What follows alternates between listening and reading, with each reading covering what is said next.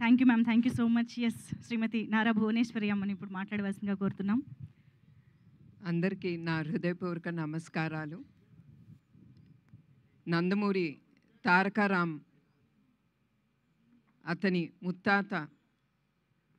ముత్తాత గారు నందమూరి తారక రామారావు గారిలాగా అతను కీర్తి ప్రతిష్ట అనేది అతనికి లబ్ధి పొందాలని నేను కోరుకుంటున్నాం. నేనే కాదు, మా కుటుంబ సభ్యులు ఇక్కడ ఉండేవాళ్ళు ప్రతి ఒక్కళ్ళు అదే కోరుకుంటున్నారు.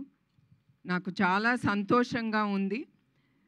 This is the 4th generation into the movie industry. నాకు తెలుసు రామ్ కసితో అతని టాలెంట్ ఏంటి అనేది నిరూపించుకోవటానికి అతను చాలా కష్టం పడ్డాడు, ఎదుర్కొన్నాడు కూడా. ఆ కసి ఉండే ప్రతి వ్యక్తి తప్పకుండా పైకి ఎదిగి అతను ఏం కోరుకుంటాడో తప్పకుండా అతను అక్కడికి వెళ్ళగలడు. అట్లానే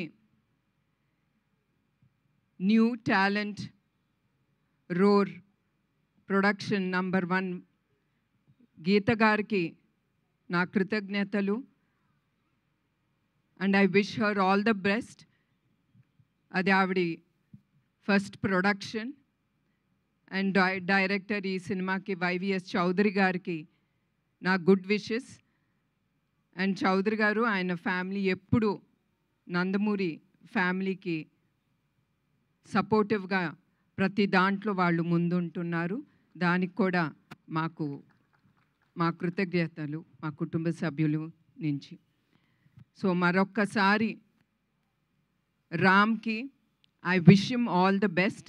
అండ్ నాకు తెలుసు అతను తప్పకుండా విజయంతో ముందుకెళ్తాడు.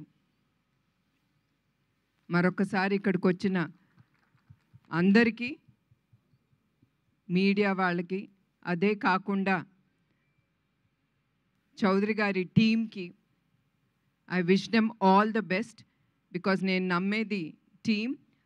వాళ్ళు లేకపోతే చౌదరి గారు ముందుకు వెళ్ళలేరు. So I wish him all the best and the team.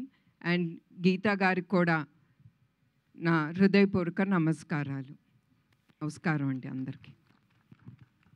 Thank you ma'am. Thank you so much. అలాగే ఇప్పుడు శ్రీమతి